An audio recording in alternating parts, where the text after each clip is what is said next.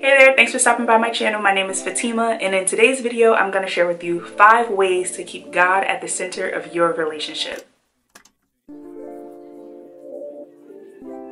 Here on the Soul Beauty Chat, we have authentically vulnerable conversations about faith, soul, and inner beauty. So if you're interested in any of those topics, consider subscribing.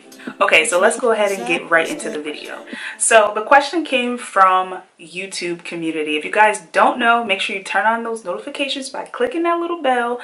I post questions and random stuff, honestly, on the community tab on my YouTube page. So if you haven't seen it, make sure you go over there and check it out. But I basically posted that I was going to be doing a Q&A, and I decided to take some of the questions out and make complete videos, and this is one of them. Was, how do you keep God at the center of your relationship? Okay, so how do you keep God at the center of your relationship? I have 5 ways that you can keep God at the center of your relationship. One is to pray together. This may seem like a no-brainer. If you want to keep God at the center of your relationship, you have to be in communication with God.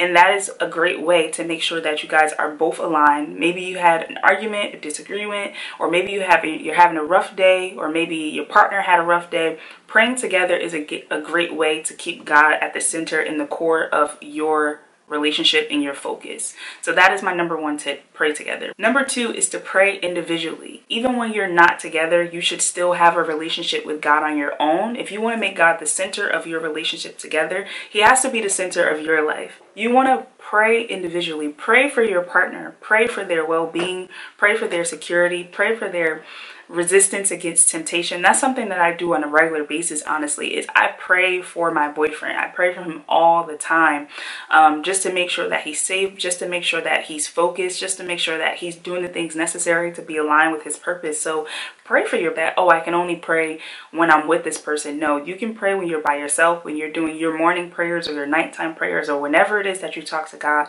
Pray for your partner purposefully and intentionally. Tip number 3 is to glorify God together. This one is so huge and so rewarding, actually, to glorify God together. And that can mean so many different things. That can mean going to church together. That can mean going to a gospel show together, or going to faith-based event together. Do different things where you can be in the presence of God together. Being in church while my boyfriend was, let's say, playing on the drums and I was participating in praise dance, or something like that, where we're both serving and we're completely devoting our time and our energy to glorifying God, and just being able to do it together or witness it is so rewarding. So find different ways that you can do that in your relationship. Like I said, maybe it is just going to church together, maybe it's going to some type of an event together, or maybe it's hosting an event. Maybe you guys can put together an event for other Christian couples in your area, in your church. So these are just all different ideas of how you can glorify God together. Number 4 is to hold each other accountable. My partner and I have started doing that so much this year, and it's been so rewarding to literally, if we say that we're going to do something, if we say that we're going to show up, if we say we're going to participate in this certain thing, or if we're going to change a certain habit or a certain lifestyle choice, we hold each other accountable. We don't let each other off the hook. We don't let it fly off the pass. If I say I'm going to stop watching a certain show, or if I say that I'm going to stop hanging out with a certain person because I know that they're not adding value to my life, it's important that we hold each other accountable, that you check in with your partner and say, hey, I noticed that you said you were going to stop doing X, or that you were going to stop hanging out here, or stop going to this place, but you're still going, or you still went. What caused that change? It doesn't necessarily have to be an attack, but it can be more of a question.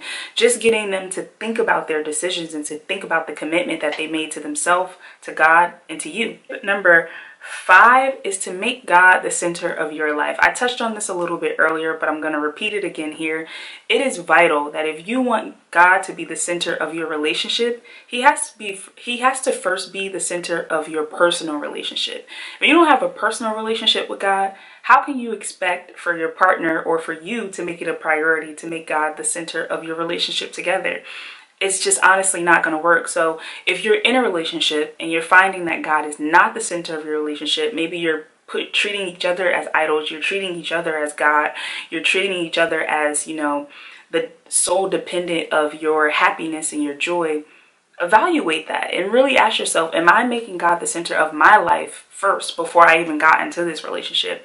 And if you didn't, it may be time to take a step back and really just, whether is something you have to do single or something that you guys can work through together. But it definitely should require some time to analyze and really take a look over, is God the center of your personal life? I hope that this video was helpful. Like I said, if you haven't already, make sure you go ahead and subscribe and turn on your notifications if this resonated with you.